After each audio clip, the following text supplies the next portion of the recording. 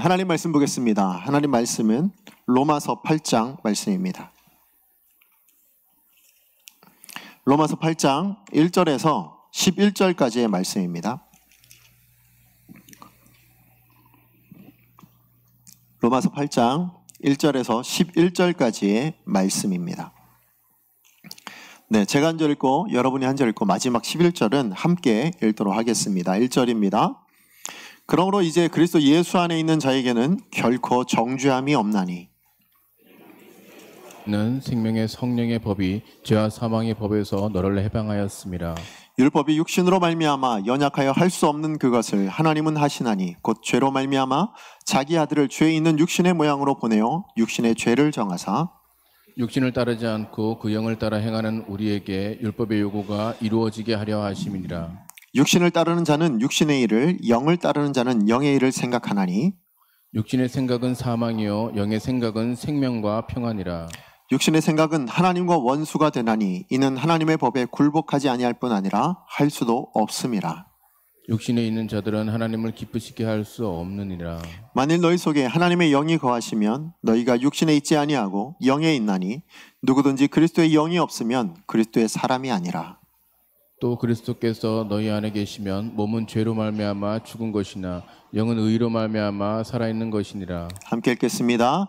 예수를 죽은 자 가운데서 살리신 이의 영이 너희 안에 거하시면 그리스도 예수를 죽은 자 가운데서 살리신 이가 너희 안에 거하시는 그의 영으로 말미암아 너희 죽을 몸도 살리시리라. 아멘. 네, 오늘 주신 말씀을 가지고 성령님과 함께하는 인생이라는 제목으로 여러분과 말씀 나누기 원합니다. 예, 어느덧 6월의 마지막 주일이 되었습니다. 벌써 2020년도 절반이 흐르고 있는 것입니다. 예, 시간이 참 빨리 흘러가는 것 같습니다. 지금 로마서 우리 강의를 하고 있는데 이 로마서 강의도 21번째입니다.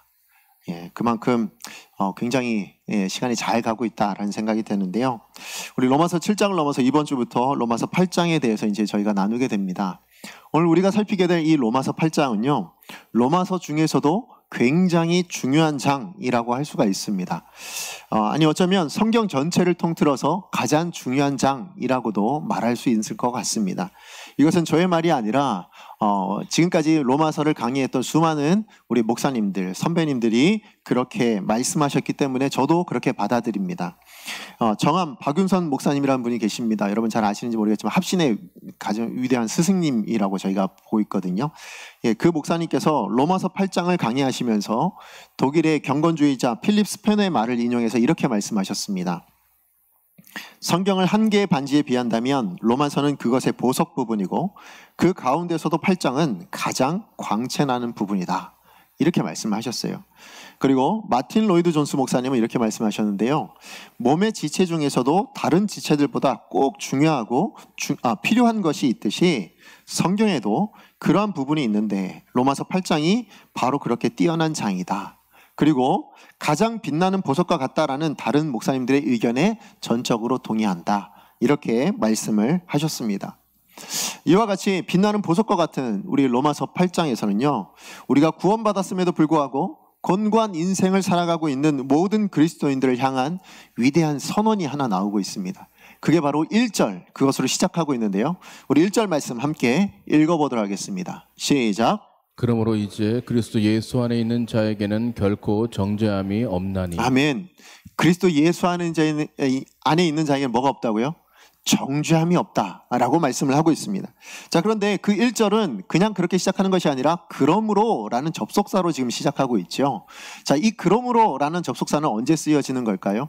앞에 있는 내용을 마무리하고 그 내용을 근거로 이제 다음 내용으로 이어질 때 그것을 연결할 때 쓰는 접속사가 그러므로라는 것입니다. 자, 그렇다면 오늘 이 그러므로라고 이야기하는 이 접속사가 앞에 것들을 요약할 때 뭘 요약하고 있는 걸까요? 어떤 부분을 요약하는 걸까요? 그것은 로마서 우리가 살펴봤던 1장부터 7장 전체를 요약한다라고 말할 수 있을 것 같습니다. 자, 그렇다면 로마서 1장부터 7장까지 전체를 한 단어로 줄인다면 뭐라고 할 수 있을까요? 제가 지난번에 한번 말씀드렸어요. 뭘까요? 감사합니다. 예, 구원입니다. 네, 제가 구원이라고 말씀을 드렸습니다. 그래서 1장부터 3장까지는 구원을 받아야만 하는 우리들의 상태에 대한 이야기였고 4장에서는 이제 그 오직 믿음으로 말미암아 구원받은 우리들에 대한 이야기가 나왔고 5장부터 7장까지는 그 구원받음으로 인하여 우리가 누리게 된 것들에 대한 이야기가 나온다라고 제가 한번 말씀드린 적이 있습니다. 자, 그러므로 로마서 8장 1절에 나온 이 내용은 1장부터 7장까지 주제였던 하나님이 주신 구원으로 인해서 모든 그리스도인들이 누리는 것 중에 그 중에 우리 인생의 결과로서는 무엇이 주어졌는가를 이야기해주고 있는 거예요. 그게 무엇입니까? 정죄함이 없다라는 것입니다. 결코 정죄함이 없다라고 말씀하시는 겁니다. 사실 우리가 지난주에 살폈듯이 우리는 구원을 받았죠. 그럼에도 불구하고 뭡니까? 마음으로는 하나님 법을 섬기길 원하는데 우리의 연약한 육신 때문에 뭘 섬기고 있어요? 죄의 법을 섬기고 있는 이런 상황들이 항상 우리 안에서 갈등을 만들어내고 싸움을 만들어내서 곤고한 인생을 살고 있다. 그게 제가 지난주에 말씀드렸던 우리의 인생의 모습이었습니다. 사실 그러다 보니까 죄를 지을 때마다 어떤 마음이 찾아올까요? 굉장히 커다란 정죄감이 찾아올 때가 있습니다. 뿐만 아니라 죄책감이 들기도 하고 내가 그리스도인으로서 이렇게 살아도 되나? 아니면 그리스도인으로서 이런 마음, 이런 행동, 이런 언행을 하는 게 옳은가? 이런 마음이 들 때가 있죠. 그러다 보면 또 어떤 마음까지 가게 됩니까? 내가 이 구원받은 게 맞나? 이런 생각까지 들 때가 있는 것이 우리들의 삶에 종종 일어나는 일들 아닙니까? 그런데 사도 바울은 그런 우리들을 기억하고 우리들을 향하여 그런 우리의 현실을 바라보고 있는 우리에 대해서 뭐라고 얘기하냐면 결코 정죄함이 없다고 분명하게 선언해주고 있는 것입니다. 여기서 정죄함이 없다라는 이 말은요, 법률적인 용어예요. 법정에서 쓰는 이야기인데 헬러의 뜻이 뭐냐면 갚아야 될 빚이 없다, 아니면 받아야 될 형벌이 없다, 이걸 이야기할 때 정죄함이 없다, 이렇게 표현을 한다고 합니다. 그러니까 다시 얘기해서 무슨 얘기예요? 예수님 안에 있는 우리, 구원받은 우리에게는 더 이상 이제 하나님 앞에서 갚아야 될 빚이라거나 아니면 받아야 될 형벌이 없는, 정죄함이 없는 인생으로 그렇게 되어졌다라고 말씀을 해주고 있는 것입니다. 그렇기 때문에 우리가 경험하는 바 뭐예요? 때로는 우리가 죄 가운데 넘어지지 않습니까? 그렇죠? 이건 누구라도 다 넘어지는 부분입니다. 실패하기도 하고 넘어지기도 하는데요. 그런 우리를 향해서 하나님은 아니겠지만 누가 정죄를 할까요? 사단이 끊임없이 정죄합니다. 때로는 사람을 통해서도 정죄할 때가 있어요. 자, 그럴 때 우리는 이 같은 고백을 할 수가 있다라는 거예요. 사도 바울이 얘기해 줬던 이 고백 뭡니까? 결코 정죄함이 없다. 나는 결코 정죄함을 받을 존재가 아니다. 왜요? 예수 안에 있으니까 이렇게 말할 수 있다라는 거예요. 자, 그렇다면 이렇게 당당하게 결코 정죄함이 없다라고 이야기할 수 있는 이유는 우리가 예수 안에 있다라는 것 외에 또 있어요. 그 이유가 뭘까요? 그게 2절에 나옵니다. 우리 2절 말씀 같이 한번 읽어보겠습니다. 시작. 그리스도 예수 안에 있는 생명의 성령의 법이 죄와 사망의 법에서 너를 해방하였습니다. 아멘. 오늘 여기서 나오는 법 이런 얘기가 나오잖아요. 자, 그런데 여기서 나오는 법이라는 것은 어떤 의미가 있냐면 힘, 아니면 권세, 아니면 다스리다, 지배하다, 이런 의미가 있어요. 그러니까 무슨 얘기냐면 예수 안에 있는 성령의 지배가, 권세가, 이런 의미예요. 죄와 사망의 지배와 권세, 이것들에 대한 이야기인데, 다시 얘기하면 우리 안에는 더 이상 이제 뭐가 없는 거예요? 죄와 사망의 권세가 더 이상 힘을 쓰지 못한다라고 말씀을 하고 있는 겁니다. 왜 그런가 하면 우리 안에 성령님께서 우리 안을 다스려주기 때문이라는 거예요. 생명의 성령의 파워가 우리와 함께하고 있기 때문에 생명과 사망이 같이, 성령과 사망이 같이 있다 할지라도, 죄가 함께 있다 할지라도 이 성령의 파워가 너무나도 크기 때문에 뭐가요? 죄가 꼼짝할 수 없다. 더 이상 정죄할 수 없는 인생이다. 그렇게 말씀해주고 있는 것입니다. 그러므로 성령이 우리 안에 계신 것, 성령이 함께하는 인생이 되어진 것, 이것은요, 구원으로 인해서 우리가 누리게 된 가장 큰 축복 중의 축복이라고 말씀드릴 수 있는 거예요. 죄와 사망이 우리를 공격해도 성령님께서 함께 하시니까 우리는 든든할 수 있는 겁니다. 게다가 우리 안에 계신 성령님은요, 결코 우리를 떠나지 않으세요. 우리를 결코 혼자 내어버려 두시는 분이 아니십니다. 반드시 우리와 함께 해주시는 분이 바로 이 성령님이시라는 거예요. 어떤 상황과 어떤 과정 가운데서도 그렇다라는 겁니다. 여러분, 정말 힘들 때 여러분 곁에 누가 있어주는 것만으로 때론 힘이 되기도 하고 마음의 위로가 될 때가 있지 않습니까? 그렇죠? 사실 저는 이게 제가 어렸을 때 굉장히 많이 좀 이게 느꼈어요. 저 이 부분에 대해서는. 무슨 얘기냐면, 사실 어렸다고 표현하기도 좀 그렇지만, 제가 고등학교 때부터 여기 효성동에 산동네에 제가 살았다고 한번 말씀드린 적이 있습니다. 예, 근데 그 산동네에 살 때요, 집이 어땠냐면 천막을 쳤고, 예, 천막을 쳤고 또 옆에는 합판으로 지어진 그런 집이었어요. 예, 그런데 이 집의 최대 단점은 뭐였냐면, 다른 건 다 괜찮았는데 저한테는 아무 불편이 없었는데 최대 단점이 뭐였냐면 화장실이 밖에 있는 거였어요. 그러니까 집이 이렇게 생겼으면 문에서 나와서 이렇게 돌아서 뒤로 가야 여기에 화장실이 있었어요. 그리고 옆에는 약간 그 무슨 그 오수가 흘러가는 그런 개천 같은 그런 곳이었거든요. 예, 딱 거기 요 뒤에 있었어요. 근데 이 화장실이 어땠냐면 판자로 그냥 지어진, 너무 허술하게 지어진 거예요. 그래서 사실은 이렇게 잘 보면 문 사이사이로, 그러니까 판자와 판자 사이로 보여요. 그럴 정도로 허술해요. 그리고 바닥도 뭐냐면 판자 하나가 이렇게 그냥 놓여져 있었어요. 두 개가. 그래서 그 위에 올라서서 이제 그야말로 옛날 말로 푸세식, 예, 그런 화장실이었어요. 예, 그래서 제가 살 때 거기가 평상시 낮에는 그래도 상관이 없어요. 좀 지저분하고 뭐 그래 해도 냄새가 좀 나도요. 낮에는 상관이 없는데 제일 문제가 언제냐면 밤이에요. 밤. 밤에 이 옆집에 또 하나 있었거든요. 그리고 이쪽에도 공장 건물이 있었어요. 그래서 거길 지나는 게 골목이었어요. 근데 불이 하나도 없어요. 정말로 그냥 사람 하나 통과하면 딱 맞는 그 골목을 지나야 되는데 불이 하나도 없는 거예요. 그러니까 거기 지나가는 게 너무 무서운 거예요. 그때만 해도. 그래서 제가 어땠냐면, 제가 학교를 다닐 때요, 제가 낮에 올라갈 때 저한테 하나의 목표가 있었어요. 뭐냐면 모든 걸 다 해결하고 집에 간다, 이거였어요. 이제 밤에 도저히 제가 화장실 가니까 너무 무서우니까 무슨 일이 있어도 나는 여기서 해결하고 간다. 그래가지고 집에 들어가기 전에 어디를 들리긴 들렀어요. 뭐 그게 뭐 학교가 됐든 교회가 됐든 아니면 오다가 무슨 뭐죠 편의점이나 뭐가 됐든, 뭐 편의점이 아니고 그 뭐죠 롯데리아 이쪽에 있잖아요. 그런 거가 됐든 뭐 아무튼 거길 들러서 제 볼일을 다 끝내고 들어가야 됐어요. 그게 저한테는 가장 큰 숙제였습니다. 자, 근데 이게 장이 제 마음대로 되지 않잖아요. 그죠? 밤에 특히나 잠자다가 이게 일이 생기면 이것만큼 힘든 게 없어요. 그럼 너무 무섭잖아요. 예, 그럼 제가 어떻게 했을 것 같으세요? 차마 부모님을 깨울 수는 없고 어떻게 했냐면, 저 밑으로 동생이 둘이 있었거든요. 여동생 하나, 남동생 하나. 예, 누굴 깨웠을까요? 남동생을 깨웠죠. 가장 막내인데 그래도 남자니까 여동생 데리고 나갈 수는 없잖아요. 그러니까 막내를 데리고 나갔어요. 근데 사실은 막내가 저보다도 나이도 어리고 걔가 뭐 실제로 무슨 일이 생기면 걔가 뭘 할 수 있을까요? 아무도 못 하잖아요. 예, 그래도 데리고 나갔어요. 그래서 데리고 나가가지고 뒤에서 문을 닫고 딱 앉으면, 근데 이 또 아무 소리가 안 들리면 뭐예요? 얘 또 그냥 저 두고 들어갔을까 봐.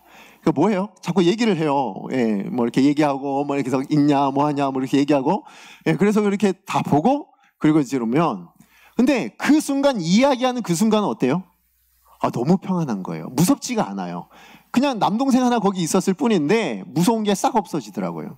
예, 이만큼 사실은 우리가 살아가는 동안에요, 정말 좀 난감한 순간, 힘든 순간에 누군가 옆에만 있어줘도 굉장히 든든하고 힘이 됩니다. 근데 하물며 성령 하나님께서 우리와 함께 하신다면 얼마나 더 든든할까요? 예, 모든 것, 아무것도 할 수 없는 그냥 제 동생 하나가 거기 있어도 저한테는 만족감을 주고 마음의 평안함을 주는데요, 우리 이 땅의 모든 것을 다 하실 수 있고 이 땅을 창조하시고 다스리시는 그 하나님 되신 성령님이 우리와 함께 계시다면 우리 안에 얼마나 평안함이 있고 얼마나 든든하겠습니까? 그런데요, 하나님은 그렇게 우리 안에 계시는 것만으로 또한 만족하시는 분이 아니시라는 거예요. 무슨 얘기냐면, 성령님이 우리 안에 계시면서요, 죄인된 우리 안에 너무나도 큰 역사를 이루어 주셨습니다. 오늘은 그 성령께서 우리 안에 이루신 큰 역사가 무엇인가를 두 가지로 좀 살펴보기를 원합니다. 자, 첫 번째로 성령님이 우리 안에 계시면서 이루어 놓으신 정말 커다란 일이 뭐냐면, 그리스도인 됨에 있어서 필요한 모든 것을 우리에게 주시는 일을 하셨어요. 그것을 우리에게 주셨습니다. 사실 우리가 그리스도인 됨에 있어서 필요한 모든 것은 누가 만들어 놓으셨는지 아십니까? 우리가 로마서를 통해서 계속 봤는데 누가 만들어 놓으셨을까요? 예, 결정적으로 다 만들어 놓으신 건 예수님이세요. 예수님께서 이 땅 가운데 육신을 입고 오셔서 십자가에 죽으시고 부활하심으로 이 모든 우리에게 필요한 구원에 필요한 모든 것을 다 준비를 해 놓으신 거예요. 자, 얼만큼 준비를 해놓으셨냐면 사실 우리는 믿음으로 예수를 고백해야 되잖아요. 근데 그 믿음도 누가 주셨어요? 하나님이 주실 만큼 우리로서는 아무것도 할 일이 없을 만큼 예수님께서 다 준비해 놓으시는 거예요. 근데 우리 안에 문제가 있어요. 무슨 문제냐면 그 예수님이 다 만들어 놓으신 그 구원의 모든 것을 내 것으로 만들 실력이 없는 거예요. 아니, 도무지 내 것으로 가져올 만한 실력이 전혀 없다라는 것입니다. 왜 그럴까요? 우리가 부패해서, 우리가 죄와 사망의 권세 가운데 매여 있다 보니까, 우리가 죽어버렸으니까 우리는 아무리 생명이 저기 있다 한들 그게 내가 잡을 만한 힘도 없고 그것을 찾을 만한 능력도 없는 게 우리들의 모습이었다라는 것입니다. 그래서 그게 우리 것이 될 수가 있는 방법이 없었던 것입니다. 여러분, 복음 증거해 보시면 더 잘 알아요. 여러분, 복음 증거하시면 복음 증거 받는 분들마다 다 그래요, 내가 그 좋은 거 받아야죠 하고 다 받아들이시던가요? 그러지 않죠. 우리도 훨씬 더 많은 비율로 뭐예요? 거부하시는 분들이 훨씬 더 많아요. 왜 그럴까요? 그분들이 받을 마음이 없거든요. 죄된 마음 때문에 하나님을 거부했으면 거부했지 받을 마음이 없는 거예요. 그게 우리들의 모습이었어요. 이전의 모습. 그렇기 때문에 어떻게 해요? 하나님께서는 굉장히 위대한 일을 우리 가운데 이루어 주셨습니다. 자, 그게 뭐냐면 누구든지 예수를 주로 고백하기만 하면 구원받을 수 있는데 그걸 하지 못하니까 하나님께서는 성령을 우리 가운데 허락하신 거예요. 자, 근데 이 성령이 언제 없어졌냐면, 여러분, 창세기 6장 3절 말씀에 보면 이런 말씀이 나와요. 뭐냐면 우리가 그러니까 우리가 죄를 지어가지고요, 육신이 됐다고 얘기해요. 죄가 가득한 육신이 되어 육적인 존재가 되었기 때문에 하나님의 영이 영원히 사람과 함께하지 아니하리라, 이렇게 하나님께서 선언을 해버리세요. 그리고 영을 다 걷어가 버리셨어요. 그게 우리들의 모습이에요. 그래서 우리가 아무리 우리 노력으로 해도 안 되는 일이 구원이었던 거예요. 자, 그런데 그것을 하나님께서 어떻게 해요? 바꾸신 거예요. 그것을 완전히 바꿔놓으셨습니다. 그것을 우리 2절 말씀에 나오는 것처럼 육신으로 말미암아 연약하여 할 수 없는 그것을 능력의 근원이 되시는 성령님을 보내주셔서 우리로 감당하게 하신 거예요. 그래서 우리가 뭘 하게 됐느냐, 이 성령님이 우리 안에 들어오심으로 우리에게 일어난 일이 뭔가, 우리 고린도전서 12장 3절 말씀을 같이 한번 읽어보겠습니다. 시작. 그러므로 내가 너희에게 알리노니 하나님의 영으로 말하는 자는 누구든지 예수를 저주할 자라 하지 아니하고 또 성령으로 아니하고는 누구든지 예수를 주시라 할 수 없느니라. 네, 누구를 아니하고는요? 성령으로 아니하고는 뭘 할 수 없다고요? 누구든지 주로 고백할 수가 없었는데, 그럼 다시 얘기해서 이젠 우리가 주로 고백하잖아요. 그럼 우리 안에 뭐가 있는 거예요? 성령이 임재했다는 거예요. 언제 임재했을까요? 우리가 구원받았을 때. 그러나 그 증거는 언제 일어났습니까? 오순절 성령 강림 사건을 통해서 창세기 6장에서는 내가 걷어버리고 갚아버리겠다 이렇게 말씀하셨는데, 이제 오순절 성령 강림을 통해서 내가 너희에게 부어주겠다라는 증표를 보여주신 거예요. 그리고 이 증표로 말미암아서 뭐냐면, 누구라도요, 이제 성령을 마음에 가진 모든 사람은 누구라도 예수를 주로 고백하는 역사가 우리 가운데 일어나게 됐다라는 겁니다. 자, 그런데 예수를 주로 고백하게 된 그 순간 성령님은 그냥 그것으로 만족하지 않으시고 뭘 하세요? 예수를 주로 고백할 때에 예수께서 이뤄놓으신 구원과 관련된 모든 능력, 모든 역사, 그 모든 것을 우리의 것 되게 만들어 주셨다는 거예요. 그게 더 놀라운 거예요. 우리 2절 말씀 다시 한번 읽어보겠습니다. 시작. 이는 그리스도 예수 안에 있는 성령의 법이 죄와 사망의 법에서 너를 해방하였습니다. 아멘. 오늘 여기에 보면 죄와 사망의 법에서 해방시켰다고 얘기합니다. 자, 그렇다면 이 죄와 사망의 권세를 물리치신 건 누가 물리치셨어요? 예수님이 물리쳐 주셨죠. 그렇죠? 예수님이 다 물리쳐 주셨습니다. 그것도 언제 물리치셨어요? 우리가 아는 바 2000년도 더 됐어요. 그렇죠. 2000년도 더 된 그 순간에 예수님께서는 십자가에 달리셔서 죄와 사망의 모든 권세를 물리쳐 주셨습니다. 그런데 그 예수님의 승리를 성령님께서는 2020년을 살고 있는 오늘 저와 여러분에게 적용시켜 주시고 계시더라는 거예요. 그것을 나의 것으로 만들어주고 계시더라라는 것입니다. 누가요? 성령님이 그렇게 해주셨다라는 것입니다. 뿐만 아니라 예수님은 그 전생과 십자가를 통해서요, 다만 죄와 사망의 권세를 해결해 주신 정도가 아니라 뭘 또 해주셨냐면 율법의 모든 요구를 완성하셨거든요. 그래서 그 사는 동안에 순종하심으로 율법을 완성하셨습니다. 뿐만 아니라 율법이 지적했던 게 있어요. 뭐예요? 너 죄인이야, 너 죄야, 너 죄야. 그래서 너는 사망이야. 이 지적을 예수님의 십자가를 짊어지심으로 뭐예요? 그 율법의 지적과 요구를 완성시켜 주신 거예요. 성취해 주신 거예요. 그래서 그 율법의 요구마저도 이제 누구의 것이 됩니까? 우리의 것이 되었다라고 얘기하시는 거예요. 그게 4절 말씀입니다. 우리 4절 말씀 함께 읽어보겠습니다. 시작. 육신을 따르지 않고 그 영을 따라 행하는 우리에게 율법의 요구가 이루어지게 하려 하심이니라. 예, 영을 따라 행하는 사람, 성령이 우리 마음 가운데 있어서 그 성령을 따라 행하는 사람에게 뭐가 이루어진다고요? 율법의 요구가 이루어진다고 말씀하고 있습니다. 이제는 거룩한 삶을 살아갈 수 있다. 율법이 말한 바, 율법이 요구하는 바, 그것을 살아낼 수 있는 능력이 우리에게 있다. 그것을 이루어낼 수 있다라고 분명히 말씀해주고 있습니다. 이처럼 예수님이 구원을 위해서 이루어주신 모든 것이 우리의 것이 되어지니까, 그게 죄와 사망의 권세를 해방시켰던 것이든 아니면 율법의 요구를 완성했던 것이든 그 모든 것이 내 것이 되고 나니까 우리가 무엇이 되었습니까? 그리스도의 사람이 됐다고 얘기하는, 그게 9절 말씀이거든요. 함께 읽어보겠습니다. 시작. 만일 너희 속에 하나님의 영이 거하시면 너희가 육신에 있지 아니하고 영에 있나니 누구든지 그리스도의 영이 없으면 그리스도의 사람이 아니라. 예, 누구든지 그리스도의 영이 없으면 뭐가 아니라고요? 그리스도의 사람이 아니래요. 그럼 달리 얘기하면 뭡니까? 누구든지 그리스도의 영이 우리 안에 있으면 뭐가 되는 거예요? 그리스도의 사람이 된다라고 말씀해주고 있는 것입니다. 그렇습니다. 성령으로 말미암아 우리는 모두가, 이 자리에 있는 우리 모든 분들, 예배드린 모든 분들이 그리스도의 사람 되신 줄로 믿습니다.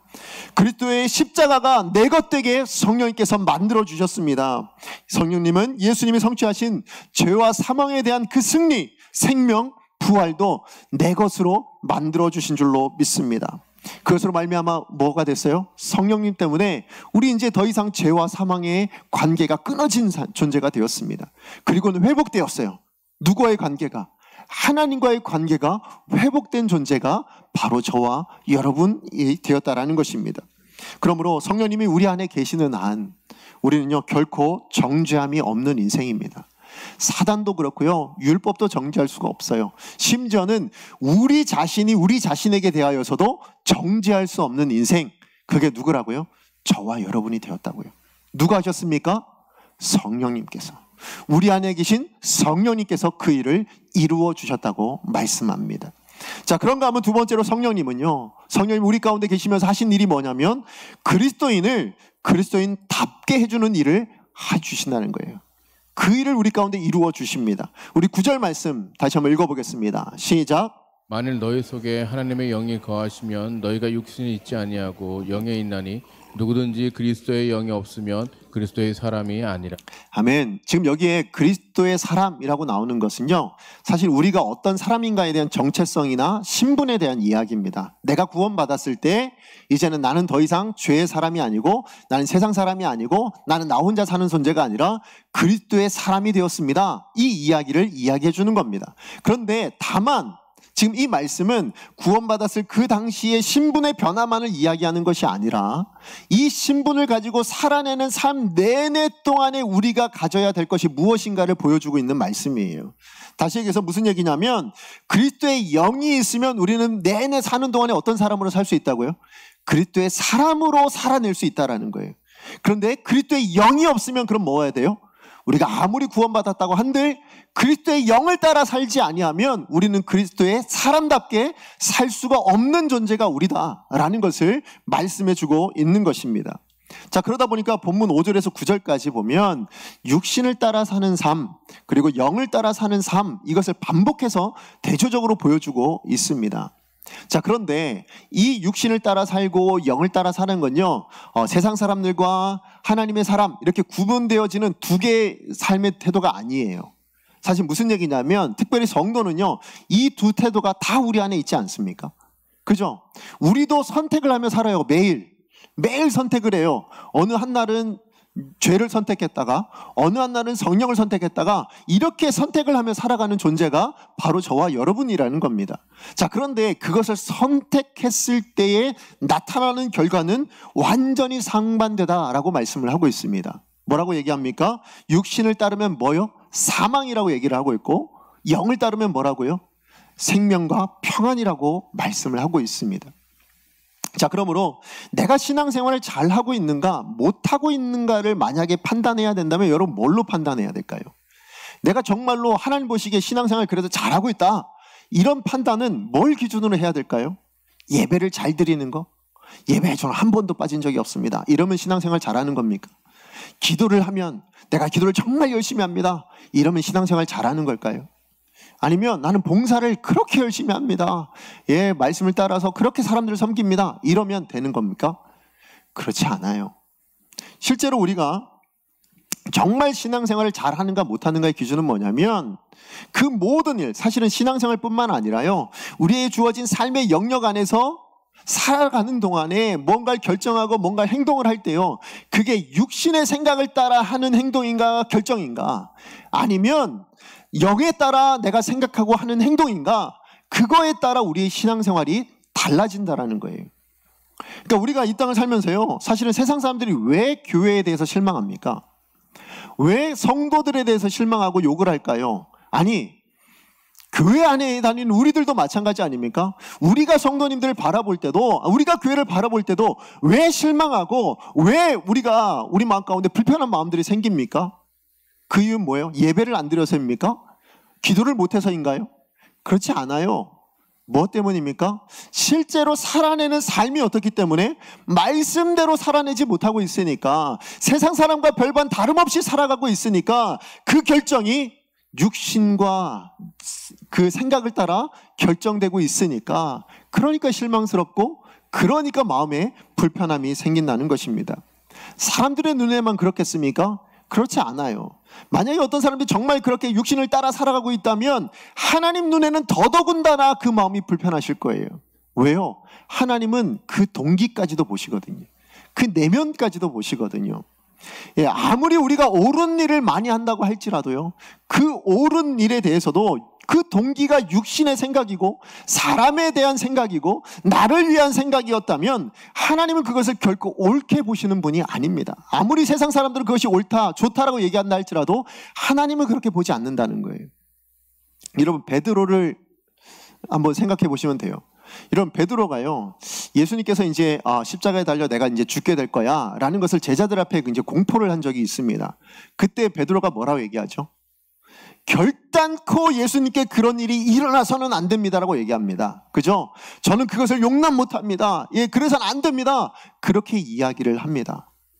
자, 예수님께서 십자가에 못 박혀 죽는 것을 제자의 입장에서 보면 말리는 것, 그게 나쁜 겁니까? 그게 옳지 않은 일인가요? 그렇지 않죠. 예, 오히려 살리는 게 맞는 거 아닙니까? 그죠? 그게 더 옳은 거로 우리는 보입니다. 그런데요, 우리가 알듯이 예수님은 그렇게 판단하지 않으셨어요. 사단아 내 뒤로 물러가라 라고 말씀하실 만큼 그 베드로를 정죄했습니다. 왜 그렇습니까? 베드로가 했던 그 말에 그 배경, 그 생각의 근원이 어디에 있었냐는 거예요. 바로 자기 자신을 위해서 있었고 사람들을 위해서 그 일을 생각하다 보니까 나온 말이었기 때문에 예수님께서 그렇게 말씀하셨다라는 거예요. 여러분, 바리새인과 세리의 기도에 대해서도 마찬가지예요.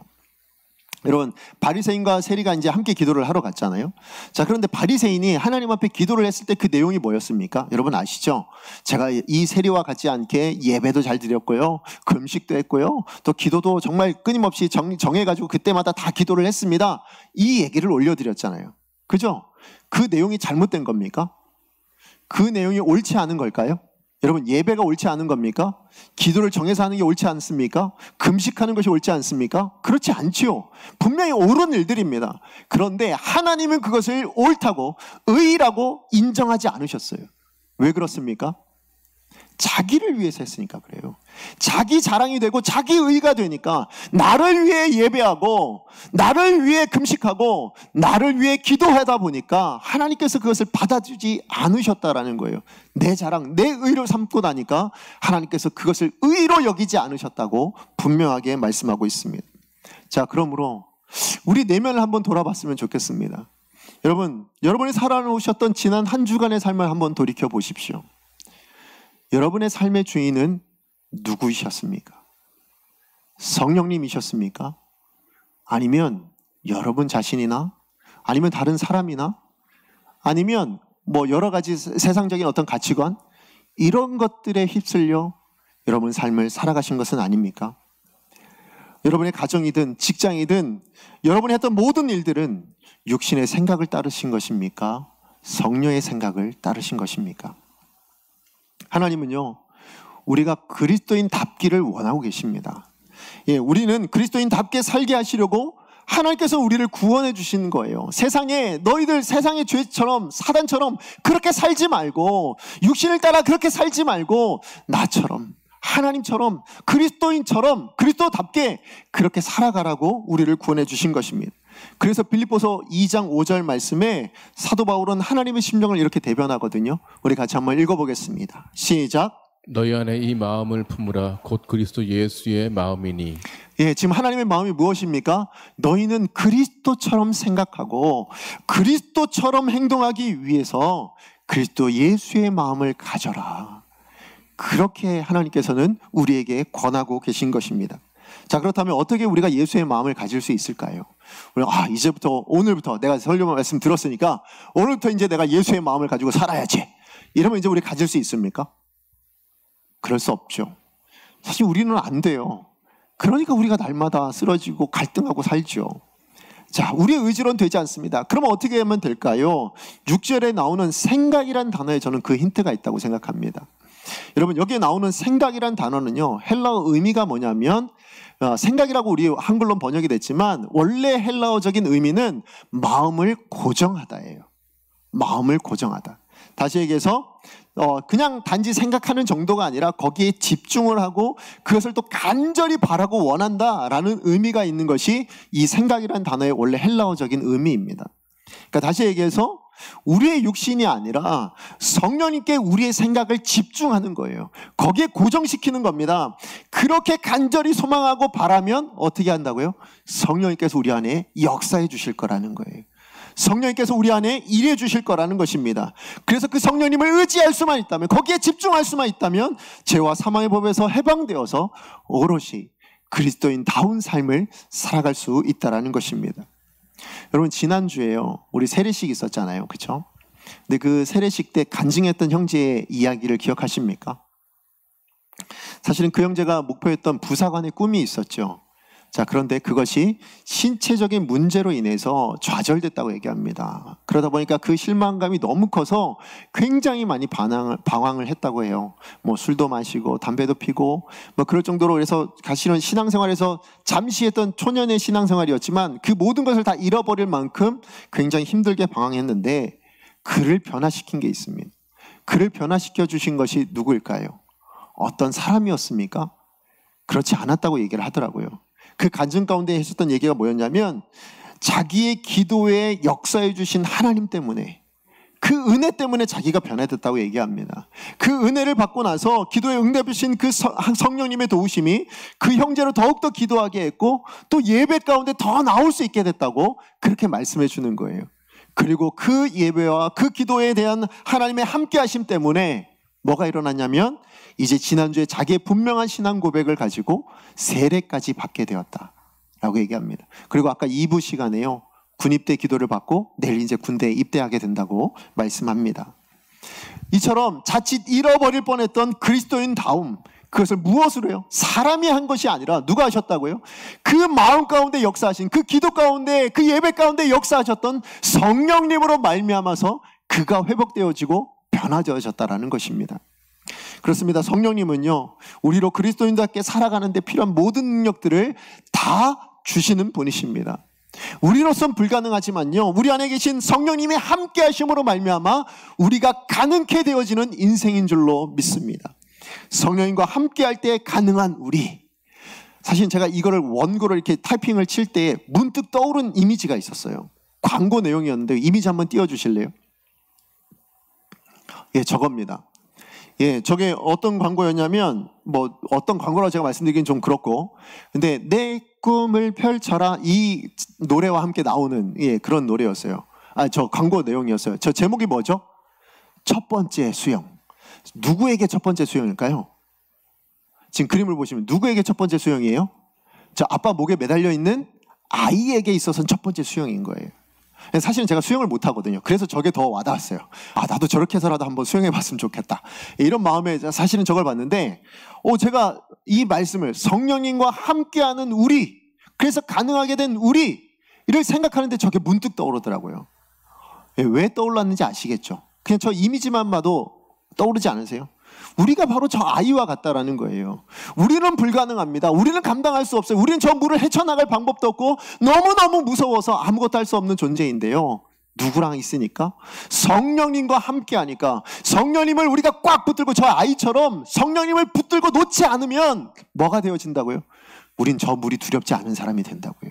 저 물을 헤쳐나갈 수 있는 사람이 된다고요.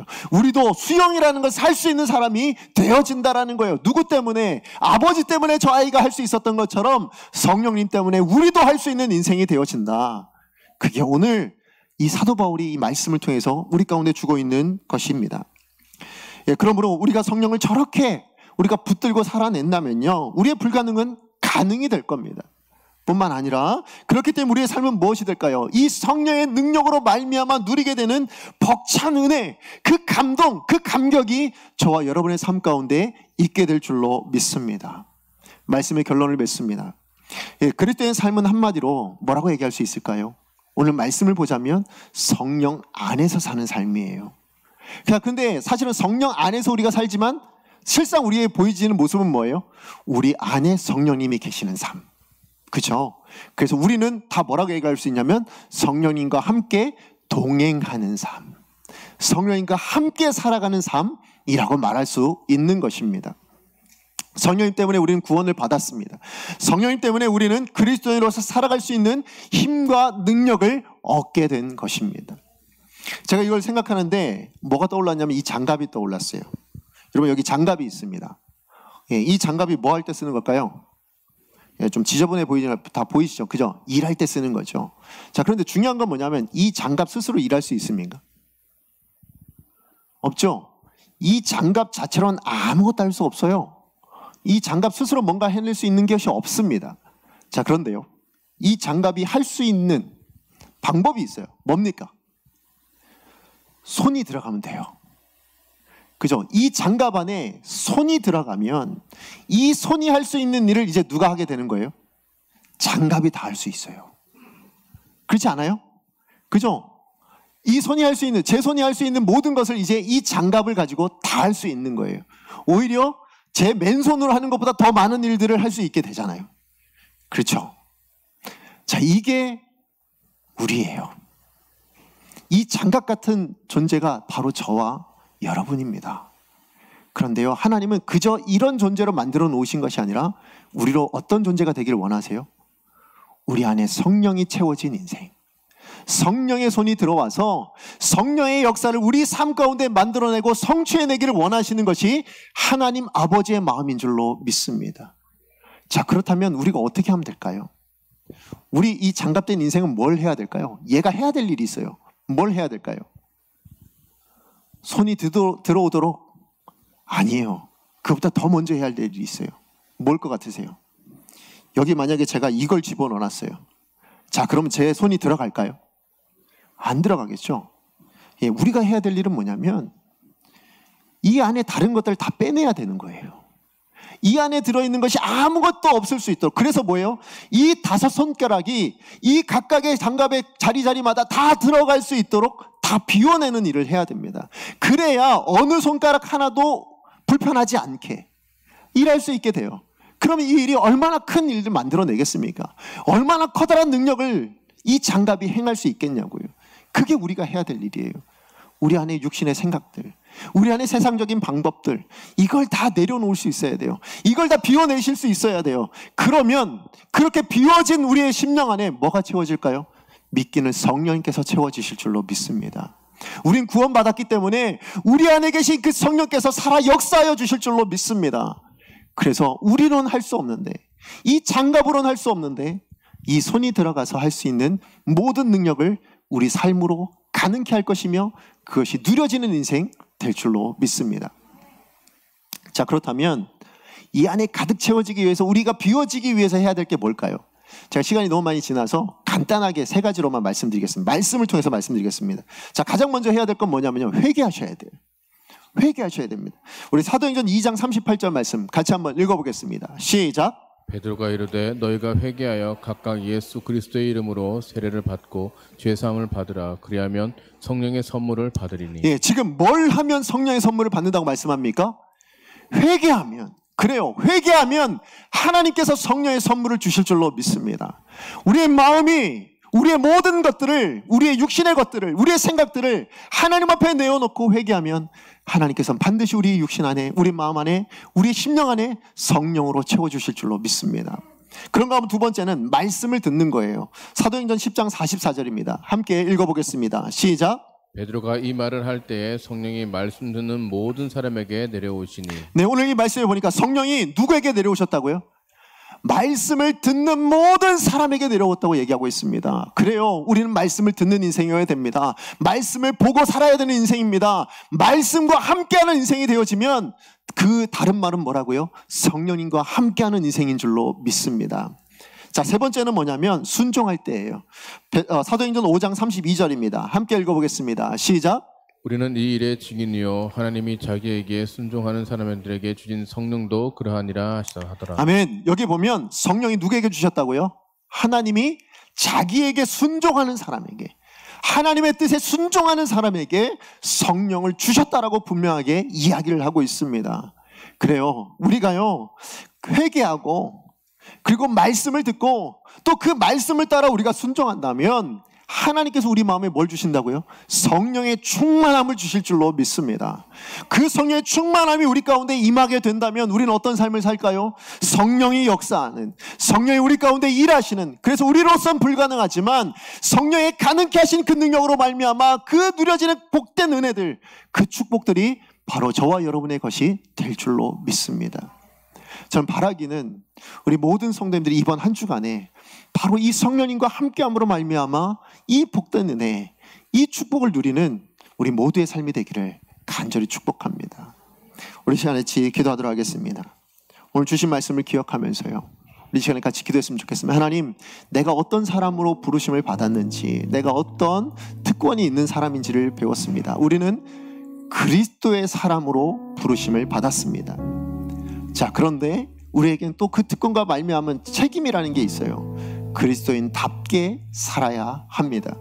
그런데 이 두 가지 일이 전부 누구로 말미암아 이루어지는 것이냐면 성령이 우리 가운데 임재하실 때, 성령이 충만한 인생이 되어질 때 그 일이 가능하다고 말씀해 주셨습니다.